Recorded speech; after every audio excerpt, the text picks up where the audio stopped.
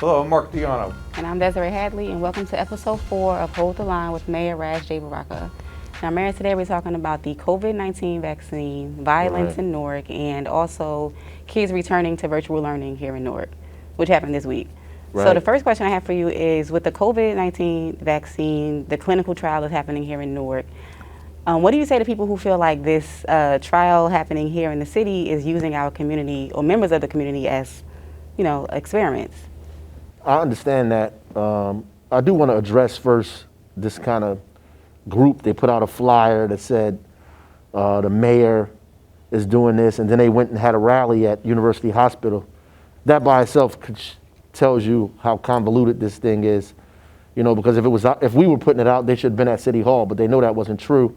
So they purposefully and deliberately tried to throw people off. They went out there with a bunch of suburban anti-vaccine folks and the folks that participated in here, highly political folks, to try to use this as an opportunity to, just really conflate things and create issues here in the city as they usually do. But, what's obvious is that the city of Newark has no authority to authorize any vaccine trials. We're not a hospital, we're not a pharmaceutical company, we're the city government.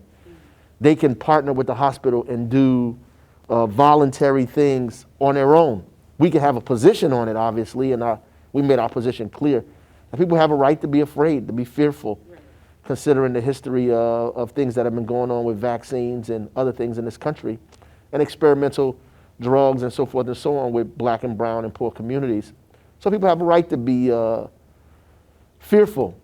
But I would say that, if you feel that way, you should not do it. And if, like we said, and if you're somebody who thinks that they want to do it, that you should get all of the information possible on it so you can make a decision that's informed about that. But it's completely voluntary, and it's happening in 90 other hospitals around the country. It's just not happening in Newark. And the irony of it is most of the trials are happening in suburbs, in communities that are not of color. And it's difficult to get people of color to participate because we're afraid to be in it, and we should be. And we're going to continue to be that way because, nothing has changed historically to prove otherwise. And so that's really the dilemma that we're in because of the distrust in government and distrust in what's been going on. It makes it difficult for us to participate in these things. And so I would tell people to be leery, to be fearful, and get information and education about any of these things and all of it, until you're sure. And if you're not interested in science of it, then you shouldn't participate anyway. Right.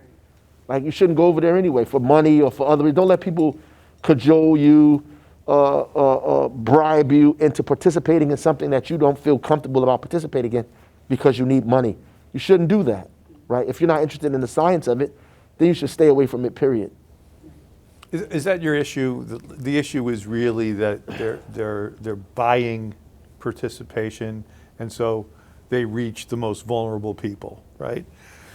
On the other hand, if they didn't do that and they didn't make it available to the most vulnerable people, there could be criticism that went the other way. Well, you're withholding it from the people that need it the most. And how do you rectify that? Yeah, and the science is not complete either, so you'd have not tried it on different demographics to see how it affects people in different demographics. So yes, the flip side of that is true, but you can't get past history. You can't get past, it's like somebody's been beating you and beating you and beating you, and then they invite you over to their house for dinner. Mm-hmm. You're gonna say, wait, I don't wanna go over there, they're gonna beat me, right? And no matter what you say, it's not gonna convince people that that happens unless that something else is gonna happen, unless there's a pattern created where that does not happen. Or somebody else is offering, or they're doing it differently.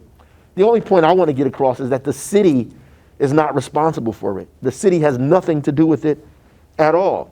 We can't validate it or say that it's good. We don't even know what it is. We don't know the science of it. We don't know the background of it. We don't know where it's coming from. We don't know anything about it, except that it's Moderna and Rutgers University. I do, think that the executive there, the chairperson, the director of the hospital, Dr. Elmerhall, is a solid individual, you know, and he's taking the vaccine himself. I think that's noble of him to do that. And, so he's trying to make a point that he thinks that this is safe. You've had a good relationship with him, and they've been very helpful through the whole COVID crisis. And prior to that, has this put a strain on that relationship, your position on this? No, not at all. We had a conversation about it. He's clear. I told him to put out a press release himself, right? I said, listen, you know, you should put out, you know, what you think is going to happen and what you believe the facts are, and tell the people that you're getting the vaccine itself. And maybe people will believe that and do it, and maybe people won't. But there's no way to get around the barrier of historical violations of people's human rights in this country. There's no way to get around it, and people are just not going to trust it. And they're right not to trust it. You know, my family members don't trust it. If you ask people around here, are you going to take the vaccine? Most people tell you no, or they're scared, or they're leery of it because they have a distrust of government, and rightfully so. And that puts poses a serious problem to where we are, particularly since black and brown people are getting this the most and are dying from it more than anybody, as I said in the press release. So it is a dilemma that we find ourselves in. When schools open back up for in-person learning, do you foresee this vaccine being one of the requirements for kids to go back to school, or? Probably. I mean, listen, there's this argument that people keep bringing up on the live all the time. And I'm not opposed to people saying what they believe. I just don't like people to try to hijack what we're doing, trying to push a message. They're trying to hijack it for their own purposes. They don't give their name. They don't give a picture. It's probably some suburban group that is interested in these anti-vaccine people, anti-flu shot people, all these folks posing as black folks. And that's what happens. But at the end of the day, I don't think the government should force anybody to take a vaccine at all. They should not force people. You can't corral people and make them go to the doctor and get a shot. I think that should not happen, right? But what will happen is what normally happens. They're going to make it a requisite for you to bring your child to school, like any vaccination. In order for you to get on airplanes, they're going to make you do this thing. In order to go into certain people's countries, they're going to say it. Around the world, you're not going to be able to travel unless you have these vaccines. That's what's going to happen. And that is going to immediately make people take the vaccine simply because they need the convenience of doing all the things they normally wanted to do. So I think that's going to make people do it ultimately. But I don't think people should be forced. The flip side of that, however, is you are in a community of people. Right? So when you say, I don't want to take the vaccine, and you go into a school when everybody else has taken it, or a lot of people have taken the vaccine, then those people, parents, don't want their children around you, right? So whoever's in charge has to really figure that out, right? And that's why, for the most part, in order to go to school, you have to take vaccination shots now. And there are exceptions to it in school. There are exceptions to it, religious exceptions, other kind of exceptions, but for the most part, you have to do it. Yeah, and as a parent, I would be I am a little nervous about, because we don't know what it will look like or what the side effects are. So, do you think parents it's okay for parents who feel, a little nervous about, like, giving their kids? Sure, absolutely. Especially, what I just laid out, especially now, I think this stuff is highly politicized. I think this whole environment is highly politicized. And I can see, the president trying to expedite a vaccine quicker than normal to get to this election, to get it before this election. And that's dangerous. Yeah. That's dangerous. Let's move on to violence. So the murder rate, which is really the way everybody marks violence, is up 26% in the country, down 26% here. So we're going in the opposite direction. But, speaking of like national political campaigns, urban violence has never been an issue. Nobody really seems to tackle urban violence. It seems to be an issue that, in my lifetime, has never been a campaign issue. Right. That must be dismaying to you. Right. It is. If the majority of the people are black and brown, if you had thousands of young white children dying in every major city in America it would be a crisis. It would be a public health crisis, which is why we try to tackle it as a public health crisis in Newark, a public health dilemma, a disease. You have 70 people getting shot over the weekend in some cities, 100 people getting shot over the weekend, 15, 16 people dying in a weekend, right? And in some cities around the country. And if you add that up, those become excess deaths. So you probably have more excess deaths in our community than people died in the Vietnam War, right? And stuff like that. Yeah. So it is way past epidemic proportions, and it needs to be addressed. And it's not being addressed. And so what happens is you got all these law and order and right-wing folks who address it with police. Right. And it creates this environment where we have the police are adding to the problem as opposed to helping resolve the problem. And the irony of that is the police become necessary in calculating a resolution to the problem. And so people in charge of these cities have a complex set of issues to deal with and trying to figure this out. But on the Democratic side, actually, you got to go back to Bill Clinton. On the Democratic side, it never seems that the Democrats address the urban violence. They, in this election, they're talking about riot violence and things like that, but Right. that's a whole different unique topic. Sure. They never address the urban violence and the kind of solutions that you've talked about. It never Right. becomes a national issue. Why do you think that is? Because they're scared to, for the most part, and they're out of touch. They're scared to offend people, and they're scared to deal with the real issues. And the real issues are endemic and systemic. And to be able to address those issues says something particularly about the country as a whole that they also are a part of. So they can't isolate it and say this is a Republican issue, because it isn't.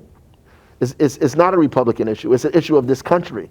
And to deal with all of the issues of poverty and race and things that have been happening in these communities that birth this kind of violence, and any amount of money that it's going to take to invest to change it is a piece that people don't want to get in front of, right? So the Republicans are resigned to the idea that it is endemic, that it is genetic to individuals.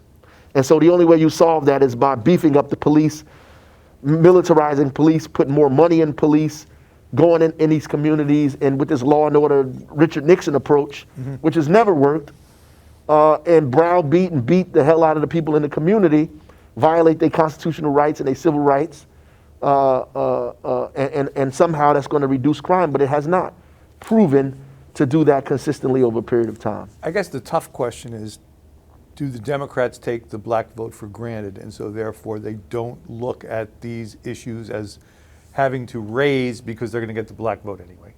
Well, I do think they take the black vote for granted. Absolutely. I think the Democratic Party does take the black vote for granted. But it's incumbent upon us to create these kind of solutions and put it in people's face in authority and in power and say, this is the way out, and this is how we fix this.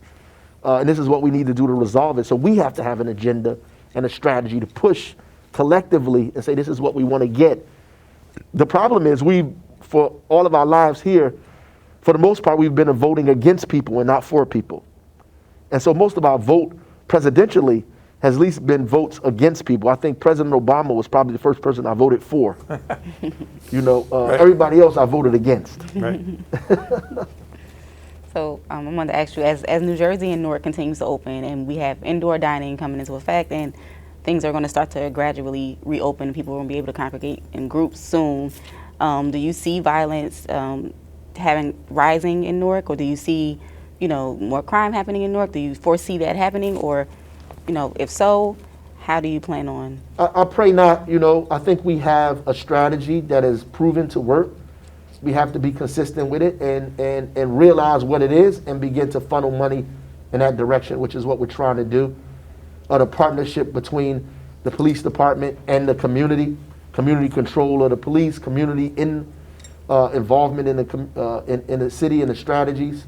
All of these comprehensive based strategies that are originating from community-based organizations, those things have to take heed, and we have to spread it throughout the city. So we have to be more aggressive on that side. We have to be more aggressive on the community side. Okay. Thanks, Mayor. That's all the time we have for this edition. Yes. Thanks for having me all the time. Yes.